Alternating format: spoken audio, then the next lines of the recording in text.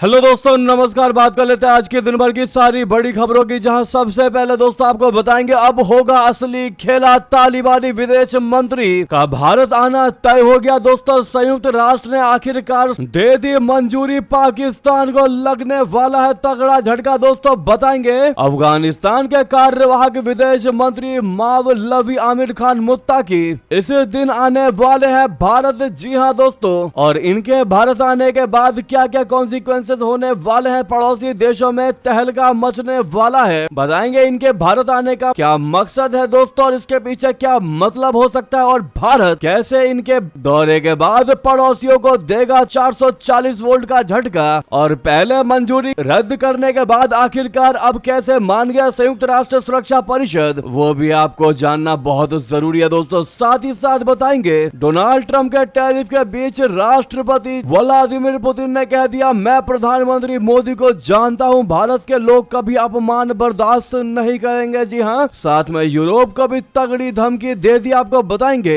Vladimir Putin के इस बयान से अमेरिकी टैरिफ वाकई में फेल होने वाला है। दोस्तों ट्रंप की नीतियों की खुलकर आलोचना की व्लादिमीर पुतिन ने और कह दिया भारत अपमान नहीं सहेगा। इनके पीछे की क्या है वजह है दोस्तों, सबसे पहले आपको बताएंगे। वहीं बताएंगे भारत आने से पहले व्लादिमीर पुतिन यहाँ पर मिल सकते हैं प्रधानमंत्री नरेंद्र मोदी जी से फिर एक बार। जी हाँ दोस्तों, तो वहीं कैसे ट्रंप ने टैरिफ लगाकर अपने ही पैर पर मारा कुल्हाड़ी। अब सोयाबीन विवाद के लिए शी जिनपिंग से करेंगे बातचीत मुलाकात करने के बाद। लेकिन दोस्तों अगर चीन ने एक बार कह दिया ना तो उसका मतलब ना, लेकिन भारत को कैसे बम्पर फायदा होने वाला है जानना बहुत जरूरी है दोस्तों। वहीं पीओके में ऐसा बवाल मच गया दोस्तों, हालात और ज्यादा बिगड़ गए, मौतों की संख्या और बढ़ गई, तो अब दुनिया से रिक्वेस्ट करने लगी दोस्तों, ये कमेटी कहने लगी इस पर दखल दे दुनिया। वहीं इस देश में पाकिस्तानी काउंसलर जनरल को कश्मीरियों ने घेर लिया दोस्तों।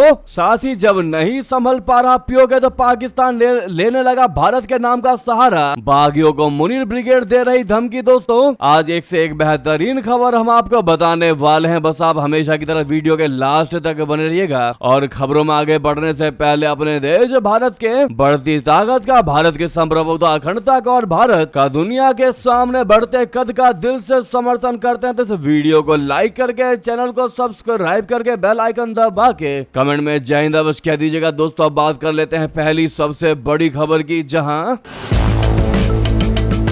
तालिबानी विदेश मंत्री आमिर खान मुत्ताकी की भारत यात्रा को संयुक्त राष्ट्र सुरक्षा परिषद की मंजूरी मिल ही गई। वो अब 9 अक्टूबर को भारत पहुंचेंगे दोस्तों। इस दौरान उनका विदेश मंत्री जयशंकर जी के साथ मुलाकात करने की संभावना है। मुत्ताकी को अगस्त में ही भारत आना था, लेकिन सुरक्षा परिषद की मंजूरी न मिलने के कारण उनका दौरा रद्द कर दिया गया था। हालांकि तब भारत ने कहा था कि वो तालिबान सरकार के विदेश मंत्री की यात्रा को लेकर आशान्वित हैं। दोस्तों मुत्ताकी को अफगानिस्तान से बाहर यात्रा करने के लिए सुरक्षा परिषद की औपचारिक मंजूरी की आवश्यकता होती है। उन पर सुरक्षा परिषद ने यात्रा प्रतिबंध लगाया हुआ है। वो इस मंजूरी के बिना कानूनी रूप से भारत या किसी अन्य देश की यात्रा नहीं कर सकते हैं। इस कारण जब पिछली बार उन्हें सुरक्षा परिषद की मंजूरी नहीं मिली तब उनकी भारत यात्रा को रद्द कर दिया गया था। अब ऐसे में दोस्तों पाकिस्तान ने तालिबानी विदेश मंत्री आमिर खान मुत्ताकी के भारत दौरे को रोकने के लिए एड़ी चोटी का जोर लगाया हुआ था। पिछली बार भी आपको याद होगा दोस्तों, पाकिस्तान के ही अड़ंगा डालने के कारण मुत्ताकी का भारत दौरा रद्द कर दिया गया था। लेकिन इस बार भारत ने ऐसी तैयारी की थी कि संयुक्त राष्ट्र में पाकिस्तान की एक ना चली और मुत्ताकी के दौरे को आसानी से मंजूरी मिल गई। जी हाँ दोस्तों, पाकिस्तान जो है वो शुरू से ही भारत तालिबान संबंधों का विरोधी रहा है। जब 2021 में तालिबान ने काबुल पर कब्जा जमाया तो पाकिस्तान ने इसका जश्न मनाया था।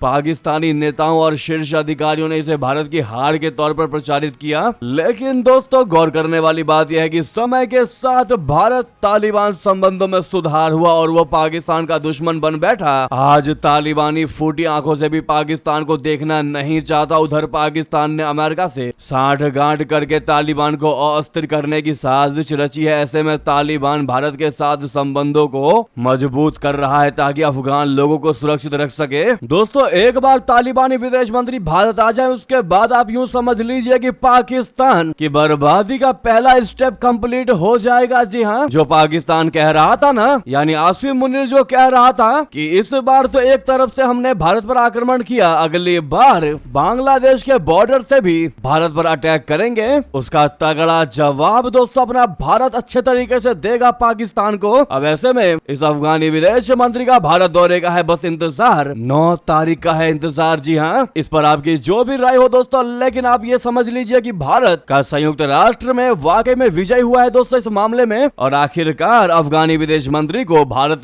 के दौरे पर लाने में कामयाब रहा अपना भारत। इसके लिए इसका सबसे बड़ा श्रेय आप किसको देना चाहेंगे दोस्तों? लेकिन इस अफगानी विदेश मंत्री को most welcome to India comment में जरूर कहिएगा दोस्तों। नेक्स्ट खबर की बात कर लेते हैं, जहां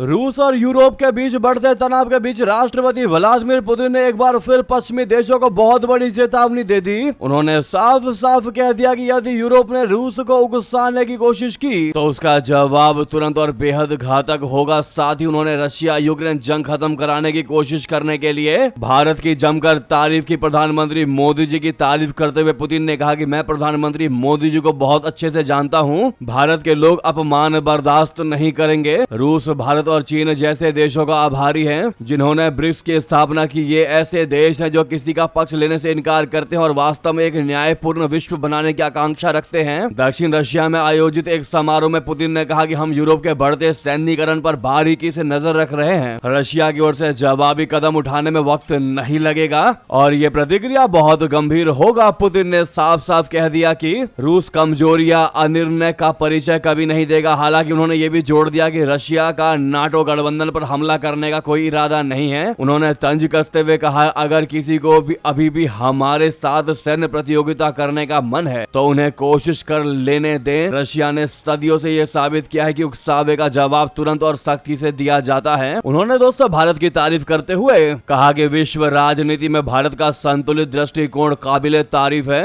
उन्होंने कहा कि भारत ने अपनी स्वतंत्र विदेश नीति से यह दिखाया है कि बड़े लोकतांत्रिक राष्ट्र भी दबावों के बावजूद अपने राष्ट्रीय हितों को सर्वोपरि रख सकते हैं। रशिया भारत को एक भरोसेमंद साझेदार मानता है। पुतिन ने यह भी कहा कि भारत ने हमेशा संवाद, शांति और कूटनीति पर जोर दिया है जो मौजूदा समय में बेहद महत्वपूर्ण है। उन्होंने भारत के ऊर्जा सहयोग और रणनीतिक संतुलन की भी सराहना की। दोस्तों ऐसे में पुतिन का यह कहना कि भारत कभी भी अपमान नहीं सहेगा, वाकई में यह दर्शाता है कि व्लादिमीर पुतिन भारत के साथ सिर्फ बेहतर रिश्ते ही नहीं रखते बल्कि भारत को अच्छे तरीके से जानते भी हैं। ये होता है दोस्तों असली दोस्ती, असली यारी जो रशिया और भारत आपस में निभा रहे हैं। हालांकि अगर आप भी व्लादिमीर पुतिन के एक एक बात का समर्थन करते हैं तो सामने लाइक का बटन है दोस्तों, अभी तक लाइक नहीं किया है तो लाइक का बटन जरूर दबा दीजिएगा। साथ ही आपको बता दें दोस्तों,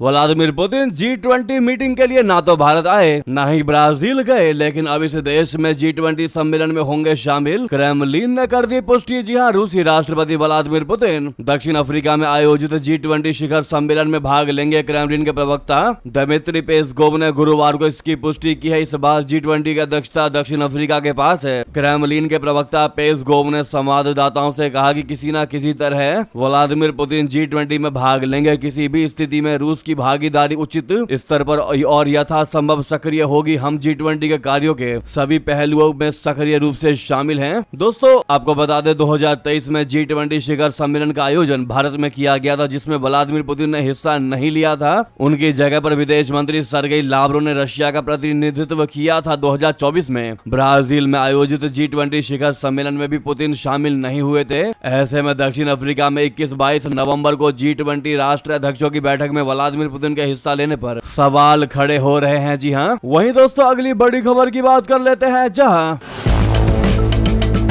अमेरिकी सोयाबीन दोस्तों विवाद का अब एक नया मुद्दा बन गया है। यूएस और चीन के बीच ट्रेड टेंशन गहराता जा रहा है। बढ़े हुए टैरिफ के चलते चीन ने अमेरिका से सोयाबीन की खरीद बंद कर दी है, जिसका खामियाजा अमेरिकी किसानों को भुगतना पड़ रहा है। दोस्तों ये जानकारी हमने आपको कल की खबर में बताया था, लेकिन आज इसमें एक अहम पहलू जुड़ गया है। जैसा कि अमेरिकी किसानों को इसका खामियाजा भुगतना पड़ रहा है, इसीलिए अब दोनों देशों के नेताओं ने मुलाकात करने का फैसला किया है। जी हाँ दोस्तों, शी जिनपिंग और ट्रम्प 4 हफ्तों में मिलने वाले हैं। इस मुलाकात के कई मायने निकल कर सामने आ सकते हैं। भारत पर इसका कैसा असर होगा ये भी समझना बहुत जरूरी है। अमेरिकी राष्ट्रपति ट्रंप ने बुधवार को अपने ट्रूथ अकाउंट पर पोस्ट शेयर करके जानकारी दी है कि वे अपने सोयाबीन उगाने वाले किसानों के साथ खड़े हैं और इसलिए वो चीन से बातचीत भी करेंगे। पोस्ट पर ट्रंप ने लिखा कि हमारे देश के सोयाबीन किसान इसीलिए प्रभावित हो रहे हैं क्योंकि चीन हमारे साथ ट्रेड और टैरिफ पर बार्गेनिंग के लिए सोयाबीन की खरीदारी नहीं कर रहा है। ट्रंप ने कहा कि हमने टैरिफ से काफी राजस्व कमाया है, उसका एक हिस्सा किसानों की मदद के लिए दिया जाएगा। ऐसे में दोस्तों अगर दोनों देश बातचीत से रास्ता निकालते हैं तो इससे वैश्विक बाजार में स्थिरता आएगी। ट्रंप और जिनपिंग की मुलाकात के बाद काफी बदलाव देखने को मिल सकता है। आपको बता दें कि चीन को सोयाबीन की आवश्यकता है और अमेरिका को अपने किसानों की सुरक्षा करनी है। इस मुलाकात से दोनों नेता अपने लोगों के हितों में संतुलन बनाने की कोशिश करेंगे। अगर समझौता हुआ तो बाजारों में पॉजिटिव रिएक्शन देखने को मिल सकता है। वहीं अगर बातचीत विफल रही तो शेयर मार्केट और कमोडिटी प्राइस में अस्थिरता बढ़ जाएगी। जी हाँ दोस्तों, अब आप कहेंगे इसका भारत पर कैसा असर दिखेगा, तो आपको बता दें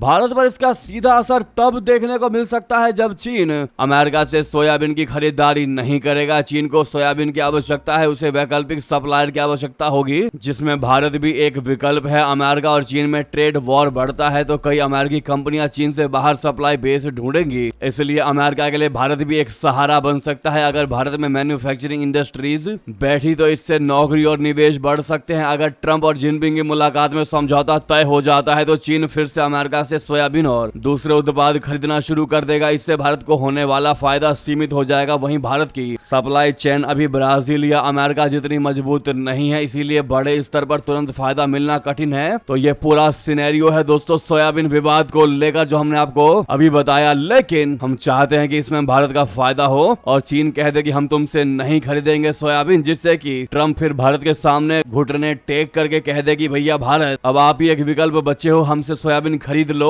और तुम जो कहोगे मैं वही करूंगा। जी हाँ दोस्तों, हो सकता है भारत को बड़ी छूट भी दे दे अमेरिका। दोस्तों नेक्स्ट खबर की बात करते हैं, जहां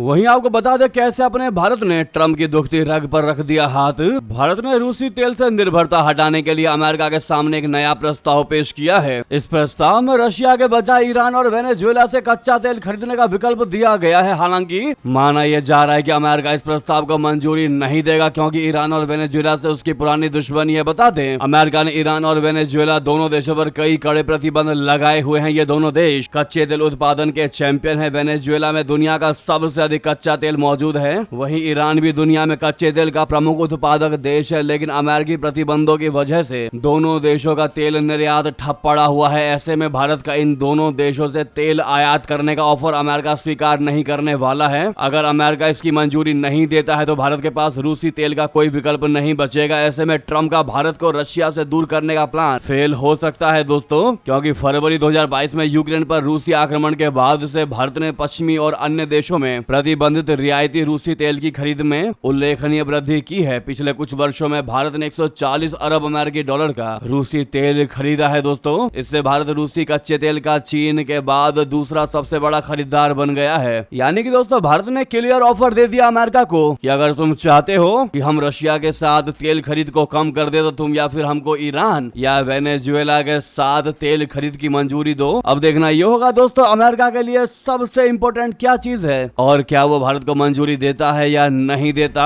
ये देखना बहुत जरूरी होगा दोस्तों। यानी हम कह सकते हैं कि भारत ने ट्रंप की दुखती रग पर रख दिया हाथ। भारत को मझधार में डालने वाले ट्रंप को उल्टा भारत ने ही बीच समंदर में फंसा दिया। जी हाँ, इस पर आपकी जो भी राय हो, लेकिन कमेंट में मेरा भारत महान लिखना मत भूलिएगा। नेक्स्ट खबर की बात करते हैं, जहां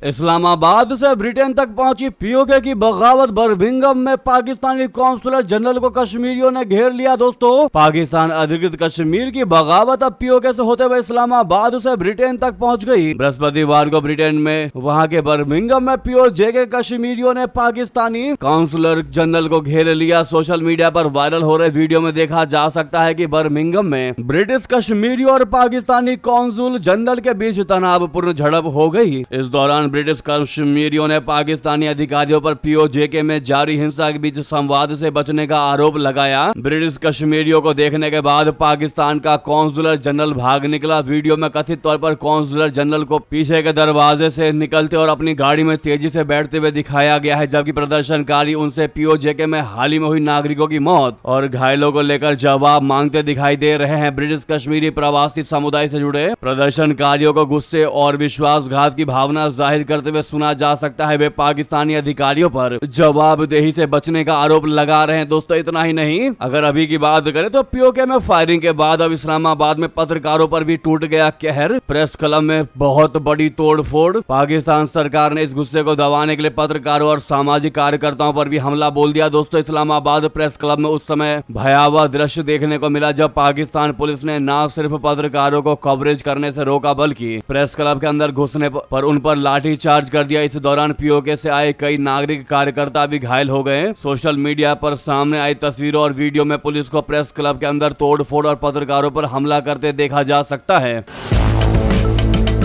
सूत्रों के मुताबिक पत्रकार पीओके में हो रहे सेना के अत्याचारों को कवर कर रहे थे, तभी अचानक पुलिस बल बड़ी संख्या में प्रेस क्लब में घुस आया और वहां मौजूद रिपोर्टरों और प्रदर्शनकारियों पर लाठी चार्ज कर दिया। दोस्तों इस कार्रवाई का मकसद पत्रकारों को चुप कराना और पीओके की आवाज को दबाना बताया जा रहा है। जब ये सब कर करके भी दोस्तों पाकिस्तान के हुक्मरान इस आवाज को दबाने में कामयाब नहीं हो पाए तो अब भारत के नाम का लेने लगा सहारा। जी हाँ, पाकिस्तानी आर्मी अपनी नाकामी छिपाने के लिए झूठ और धमकी का इस्तेमाल कर रही है। पाकिस्तान आर्मी के प्रवक्ता अहमद शरीफ चौधरी ने प्रदर्शनकारियों को धमकी दी है। उन्होंने कहा है कि प्रदर्शन करना हक है लेकिन सरकार अस्थिर करने की कीमत पर नहीं। चौधरी ने कहा कि पीओके में सियासी सिस्टम काम कर रहा है और अगर रियासत टैक्स नहीं लेगी तो सरकार तनख्वाहें कैसे देगी। उन्होंने कहा कि अगर आपके मसले हैं तो सिस्टम में आकर बात करें। वहीं अपनी नाकामी छिपाने के लिए जिस तरह पाकिस्तान हर बार भारत के नाम का सहारा लेता है, इस बार भी उसने ऐसा ही किया दोस्तों। और कश्मीर का राग अलापा चौधरी ने कहा कि पाकिस्तान का ख्वाब देखने वाले का ताल्लुक भी कश्मीर से था। फौज में कई अफसर और जवान कश्मीरी है और कश्मीर का मुस्तकबिल है पाकिस्तान का हिस्सा बनना। चौधरी ने दावा किया कि आटा बिजली सस्ती करवाई गई और कई फायदे जनता तक पहुंच रहे हैं, लेकिन साथ ही पाक आर्मी प्रवक्ता ने सरेआम झूठ बोलते हुए कहा कि पीओके की हालत भारत के जम्मू कश्मीर से बेहतर है। उन्होंने अपनी जनता को बरगलाने की कोशिश करते हुए कहा कि पीओके भारत के कश्मीर से बेहतर है। पीओके की साक्षरता दर भारत के जम्मू कश्मीर से ज्यादा है। पीओके में अस्पताल, सड़कें और कॉलेजों की हालत ज्यादा अच्छी है। यहाँ बिजली भी सस्ती है और महंगाई भी कम है। इसके साथ ही उन्होंने प्रदर्शनकारियों पर नाराजगी जताते हुए कहा कि हर रोज सड़कें बंद करोगे तो कौन आएगा। आप हर रोज सड़कों को बंद कर देंगे तो कौन सा ऑपरेटर और कौन सा आदमी कहेगा कि मैं यहाँ काम करने आऊँ। यानी कुल मिलाकर दोस्तों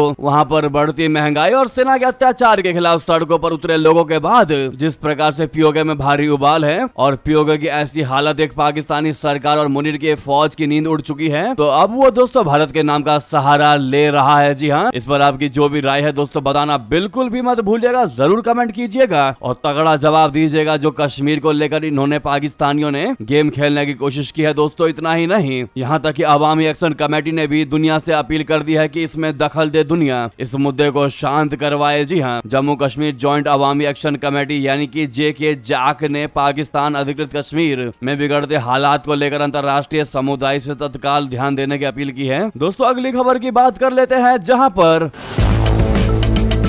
वहीं राजनाथ सिंह जी ने फिर क्यों दी पाकिस्तान को चेतावनी, कह दिया याद रखना कराची का रास्ता सर क्रीक से होकर गुजरता है। क्या है इसका मतलब बता दें। विजयादशमी के मौके पर रक्षा मंत्री राजनाथ सिंह जी ने गुजरात के कच्छ में शस्त्र पूजा में हिस्सा लिया। इस दौरान रक्षा मंत्री जी ने एक बार फिर से पाकिस्तान को कड़ी चेतावनी दी। उन्होंने कहा कि अगर पाकिस्तान की ओर से सर क्रीक इलाके में कोई भी हिमाकत हुई तो इसका इतिहास, भूगोल सब बदल दिया जाएगा। रक्षा मंत्री जी ने कहा कि पाकिस्तान को याद रखना चाहिए कि क्रीक का रास्ता कराची से होकर जाता है। राजनाथ सिंह जी ने कहा कि 1965 के युद्ध में भारतीय सेना ने लाहौर तक पहुंचने की क्षमता का प्रदर्शन किया था। आज 2025 में पाकिस्तान को याद रखना चाहिए कि कराची जाने का एक रास्ता इसी क्रीक से होकर गुजरता है। अगर नियत में जरा भी हुई खोट तो भारत बदल देगा तुम्हारा भूगोल। साथ ही साथ आपको बता दें, इजराइल ने पूर्व पाकिस्तानी सांसद को किया गिरफ्तार। पर्यावरण कार्यकर्ता ग्रेटा थनबर्ग भी हिरासत में। राहत सामग्री से लदे जहाज लेकर जा रहे थे ये लोग। जी हाँ दोस्तों, इजराइल ने पाकिस्तान के पूर्व सीनेटर मुश्ताक अहमद खान को बुधवार रात को गिरफ्तार कर लिया। वे पर्यावरण कार्यकर्ता ग्रेटा थनबर्ग के साथ सामग्री से लदे 13 जहाज लेकर गाजा जा रहे थे। इस छापेमारी में ग्रेट समेत 37 देशों के 150 से ज्यादा कार्यकर्ताओं को हिरासत में लिया गया। ये सभी 47 जहाज वाले समुद्र फ्लोटिला यानी जहाजी बेड़े का हिस्सा है। उनका मकसद इजराइल की नाकाबंदी तोड़कर गाजा में मदद पहुंचाना है। इजराइल के विदेश मंत्रालय ने कहा है कि सभी जहाज सुरक्षित रोक लिए गए हैं और यात्री इजरायली बंदरगाह पर भेजे जा रहे हैं। मंत्रालय ने यह भी पुष्टि किया कि ग्रेटा थनबर्ग और उनके साथी सुरक्षित और स्वस्थ हैं। अगली खबर की बात करते हैं, जहां भारत चीन के बीच फिर शुरू होगी हवाई सेवा। 26 अक्टूबर को कोलकाता से ग्वांगझू के बीच पहली उड़ान। दोस्तों बहुत बड़ी जानकारी आपको बता दें, भारत और चीन के बीच हवाई सेवा शुरू होने पर सहमति बन गई है। विदेश मंत्रालय ने इसकी जानकारी शेयर की है। इंडिगो ने उड़ान का प्लान बना लिया है। पहली उड़ान 26 अक्टूबर से कोलकाता से ग्वांगझू के लिए होगी। इंडिगो ने बताया कि नियामक मंजूरी मिलने के बाद जल्द ही दिल्ली और ग्वांगझू के बीच सीधी उड़ानें भी शुरू करेगी। इंडिगो इन उड़ानों के संचालन के लिए अपने एयरबस A320 न्यू विमान का इस्तेमाल करेगी, जिससे सीमा पार व्यापार और रणनीतिक व्यावसायिक साझेदारियों के रास्ते फिर से खुलेंगे और दोनों देशों के बीच पर्यटन का बढ़ावा मिलेगा। तो वहीं आपको बता दें, केंद्र सरकार ने दी ननकाना साहिब के लिए यात्रा की मंजूरी। 3000 सिख श्रद्धालु जाएंगे पाकिस्तान। दोस्तों केंद्र सरकार ने पाकिस्तान में श्री गुरु नानक देव जी के जन्म स्थान पवित्र गुरुद्वारा ननकाना साहिब के लिए सिख तीर्थ यात्रियों को जाने की अनुमति दे दी है। मई में ऑपरेशन सिंदूर के बाद भारत पाकिस्तान के बीच बढ़े तनाव के चलते यह धार्मिक यात्रा कुछ समय से बंद थी। अब सिख श्रद्धालुओं को फिर ननकाना साहिब के दर्शन का अवसर मिलेगा। शिरोमणि गुरुद्वारा प्रबंधक कमेटी और दिल्ली सिख गुरुद्वारा प्रबंधक कमेटी के माध्यम से 3000 श्रद्धालु नवंबर में अटारी सीमा के रास्ते पाकिस्तान जाएंगे। ये जत्था श्री गुरु नानक देव जी के जन्म स्थान ननकाना साहिब सहित पाकिस्तान के अन्य ऐतिहासिक गुरुद्वारों को दर्शन करेगा। केंद्रीय गृह मंत्रालय जत्थे को 10 दिन का वीजा देगा और जत्था भारत पाकिस्तान अटारी सीमा से जाएगा। जारी आदेश के मुताबिक यात्रा में शामिल होने के लिए श्रद्धालुओं को शिरोमणि गुरुद्वारा प्रबंधक कमेटी और दिल्ली सिख गुरुद्वारा प्रबंधक कमेटी के माध्यम से पासपोर्ट बनवाना जरूरी होगा। जी हां दोस्तों, साथ ही साथ आपको बता दें, कोलंबिया में मोदी सरकार और आरएसएस पर बरसे राहुल गांधी। बता दिया, लोकतंत्र पर बड़ा हमला, भारत के लिए सबसे बड़ा खतरा। आपको बता दे, राहुल गांधी विदेशों में जाकर के भारत की कितनी तारीफ करते हैं दोस्तों, और मोदी सरकार की कितनी तारीफ करते हैं, आप इस खबर से समझ सकते हैं। कांग्रेसी सांसद और लोकसभा में विपक्ष के नेता बोले तो एलओपीज राहुल गांधी ने गुरुवार को कोलंबिया के EIA विश्वविद्यालय के कार्यक्रम में बोलते हुए नरेंद्र मोदी सरकार पर कटाक्ष किया। राहुल गांधी ने कहा कि भारत के सामने सबसे बड़ी चुनौती लोकतंत्र पर हमला है। गांधी ने संरचनात्मक खामियों के मुद्दे पर प्रकाश डाला और सुझाव दिया कि देश की विविध परंपराओं को पनपने दिया जाना चाहिए। गांधी ने कहा कि भारत के पास इंजीनियरिंग और स्वास्थ्य सेवा जैसे क्षेत्रों में मजबूत क्षमताएं हैं, इसलिए मैं देश के बाहर में बहुत आशावादी हूं, लेकिन साथ ही संरचना में भी खामियां हैं जिन्हें भारत को ठीक करना है। सबसे बड़ी चुनौती भारत में लोकतंत्र पर हमला हो रहा है। इसके अलावा गांधी ने राष्ट्रीय स्वयंसेवक संघ यानी आरएसएस और भारतीय जनता पार्टी की जोड़ी पर हमला बोलते हुए कहा कि कायरता उनकी विचारधारा के मूल में है। कांग्रेस नेता ने कहा कि यह भाजपा आरएसएस का स्वभाव है। अगर आप विदेश मंत्री के बयान पर गौर करें तो उन्होंने कहा कि चीन हमसे कहीं अधिक शक्तिशाली है, मैं उनसे कैसे झगड़ा कर सकता हूं। इस विचारधारा के मूल में कायरता है। उन्होंने विनायक दामोदर सावरकर की पुस्तक से एक घटना का हवाला देते हुए कहा कि हिंदुत्व विचारक ने लिखा है कि उन्होंने और उनके दोस्तों ने एक मुस्लिम व्यक्ति की पिटाई की और इस पर खुश हुए। इस पर प्रतिक्रिया व्यक्त करते हुए राहुल गांधी ने कहा कि आरएसएस की विचारधारा कमजोर लोगों को पीटना और उनसे अधिक शक्तिशाली लोगों से दूर भागना है। अपनी किताब में सावरकर ने लिखा है कि एक बार उन्होंने और उनके कुछ दोस्तों ने एक मुस्लिम व्यक्ति की पिटाई की थी और उस दिन उन्हें बहुत खुशी हुई थी। अगर 5 लोग किसी एक व्यक्ति को पीटते हैं जिससे उनमें से एक खुश होता है तो ये कायरता है। कमजोर लोगों को पीटना यही आरएसएस की विचारधारा है। दोस्तों राहुल गांधी ने और भी बहुत कुछ कहा तारीफ में, जो कि ऐसी तारीफें विदेशों में जाकर ही निकलती हैं। आप समझ पा रहे होंगे दोस्तों हम क्या कहना चाह रहे हैं। विपक्ष का काम है सरकार की नीतियों पर सवाल उठाना, लेकिन विदेशों में जाकर के देश की सरकार की आलोचना करना ये कहाँ का न्याय है दोस्तों, कहाँ का नियम है कि ऐसा विदेशों में जाकर ही करना चाहिए। राहुल गांधी के इस बयान पर आपकी राय तो बनती है दोस्तों। हमने आपको राहुल गांधी के विचारधारा कैसी है विदेशों में जाकर वो आपको बताया है, लेकिन आपका जवाब बनता है दोस्तों, कमेंट जरूर करिएगा जवाब देते हुए। वहीं इसी बीच दोस्तों यदि भी की सारी बड़ी खबरें आपको खबर कैसी लगी कमेंट बताना बिल्कुल मत भूलिएगा। लगे हाथ इस वीडियो को लाइक करके चैनल को सब्सक्राइब करके बेल आइकन दबा के कमेंट में जय हिंद कह दीजिएगा। मिलते हैं अगली बड़ी खबर में। बहुत बहुत धन्यवाद, बहुत बहुत आभार। जय हिंद, जय भारत।